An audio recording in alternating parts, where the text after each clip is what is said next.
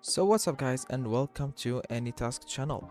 So today's video is gonna be about how to get or how to install the service of Messenger on the Windows. So basically you're gonna go to messenger.com/desktop. You will find this in the description, okay? And then click on the Microsoft button here and then click in download right here. Click here, press install, and then enter your email and your password here.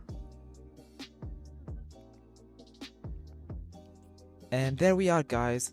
You can see here that we got the Messenger Windows app.